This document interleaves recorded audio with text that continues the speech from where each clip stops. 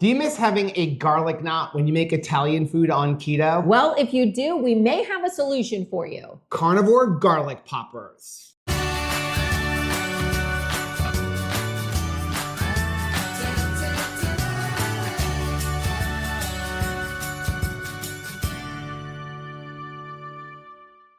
Hey, what's up, family? I'm Rachel. And I'm Joe. And we are two crazy ketos. Welcome back to the channel. Super excited for today's video. A while back, we released a video on how to make our chicken Parmesan casserole. And in that video, we actually teased that we would be sharing a recipe for these balls. These are carnivore garlic poppers. Balls. And they are carnivore. Yes. There is no kind of flour or anything like that in here. These are made with ingredients that all come from an animal. I love it. So let's get into the ingredients that you're gonna need. We're gonna start off with, you're gonna need some cream cheese. Delicious. You're going to need some shredded mozzarella cheese. Now you can buy pre-shredded or you can shred it on your own like this. That's what we did. You need some salt. Redmond, of course. You need some pork rind crumbs. Hello.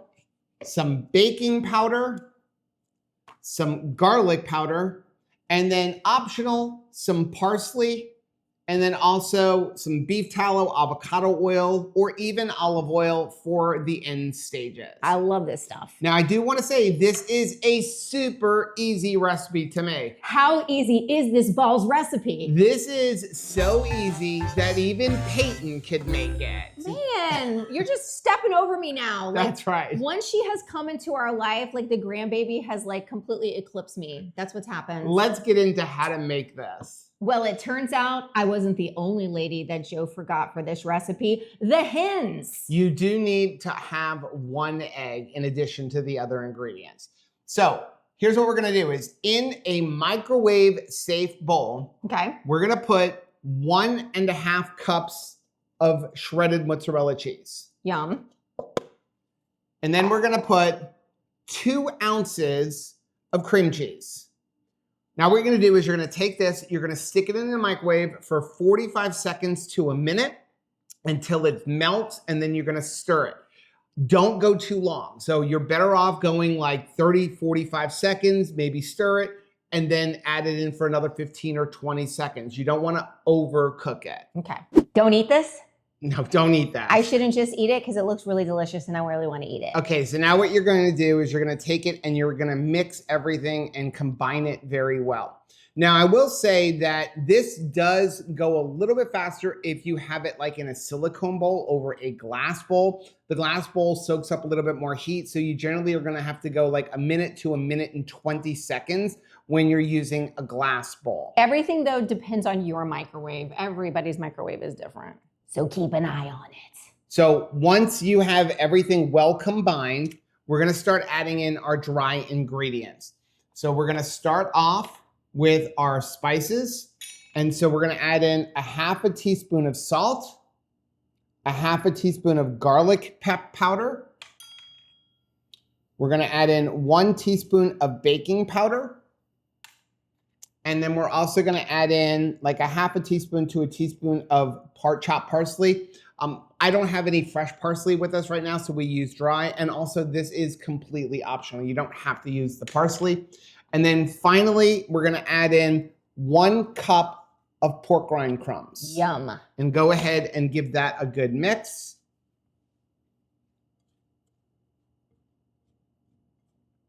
Now, after you have everything pretty well mixed, it's not gonna be perfect. What we're gonna do is we're gonna take 1 egg and we're gonna crack it into here, and then you're gonna go ahead and incorporate everything really well. And at this point, it works better if you use an egg beater. You don't have to use an egg beater or a hand mixer, but when you do it, you're gonna do it on low. So just go ahead and just mix it in. And the whole idea here is we're trying to get this to combine really well. If you find that it is like stiffening up too much, you can stick it back in the microwave for like 15 to 20 seconds.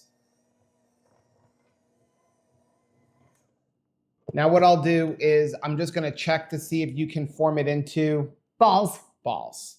And it's fine. If you have a hard time where it's not forming a ball, again, stick it in the microwave for like 15 to 20 seconds to kind of melt out that cheese. Now what we're gonna do is we're gonna take a baking sheet, and I should say to preheat your oven to 375 degrees. Also, this can be done in both a traditional oven as well as an air fryer. If we're putting it in the oven, we're gonna put it in there for about 15 minutes at 375 degrees. If you're going in an air fryer, we're gonna do it at 375 degrees for 7 to 8 minutes. So what we're doing here is we're just gonna form this into balls. Generally, I get about 12 out of this recipe, but it's gonna be completely dependent on the size balls that you make. Can you tell which ones Rachel makes and which ones I do? Well, mine look more like balls, obviously. Now, I will say, you're rolling these in your hands. It is a dirty, greasy process. Yes, because there is a lot of oil inside of mozzarella cheese. But now my hand smells amazing. Okay, so the next thing we're gonna do is we're gonna take that beef tallow, and we're also gonna grab that parsley. And what we're gonna do is we're just gonna kind of give the top of these a little spray. And then again, if you have fresh parsley, it's going to work better. Sure. But what we're gonna do is we're just gonna sprinkle a little bit of parsley on top. This is mostly to make it look pretty. I was gonna say, it makes it look really pretty. Now we're gonna stick these in the oven, and what we're gonna do is we're gonna take 4 of them and we're gonna stick them into the air fryer, and we're gonna bake the rest in the oven so you can see the difference. So again, oven 375 degrees for about 15 minutes until they're golden brown, or in the air fryer, 375 degrees, or if you're using the Tasty, you're gonna go to 380 for 7 to 8 minutes. Okay. This is my favorite part of any recipe. Take a look at those. Look at this pan. Can we just say that all you do is slide stuff around on this pan? One of the things you could do is take some olive oil or a little bit of beef tallow and give them a little bit of spray. Hit it. Because then you could also have like a little bit of garlic butter or something on the side if you want a little bit more.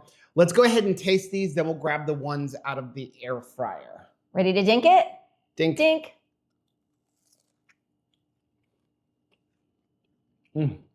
They are so good. These are perfect. They're perfect. They Wow. almost give you the feeling of like the biscuits that you would get at Red Lobster. I'll tell you what they do for me. It's like hush puppy consistency, where you have that real outside nice and crispy and buttery and rich, and on the inside it is like soft. It's delicious. Nobody would ever know there's no flour in this. That this is completely carnivore. I mean, they are so delicious. Let's go ahead and grab the ones out of the air fryer. Okay, so we've got the 4 from the air fryer. Thank you, Tasty. And you can see, I mean, they come out very, very similar. You know, if you look at the one from the oven and the one from the air fryer, they're very similar in appearance, but let's see how they come out inside. Dink.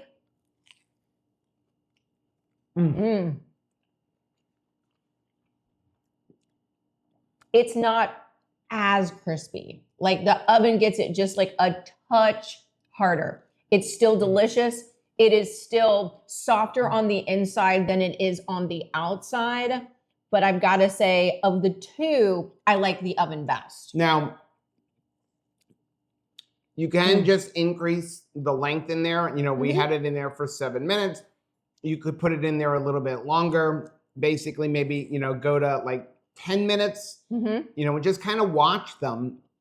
The key is to not overcook them because then they become hard. Right. And the inside isn't like a bread consistency. That's good. So we're going to leave the link for the recipe card down below. Let us know down in the comments section, is this something that excites you? I mean, again, for me, when I have something like our, you know, lasagna, or we make our chicken parm, you know, casserole, I love having that little bit of a garlic knot kind of thing. It just reminds me of going out to an Italian restaurant. Well, for me, this is something really nice to enjoy. I mean, every day, like you can use it not just on special occasions, but for me, I'm thinking Thanksgiving, Christmas, like get-togethers where you just want to have a nice roll on the side. This really is delicious. Now, to answer a couple questions very quickly before we end the video that I think will probably come up in the comments. Number one, can you substitute for the pork rind crumbs?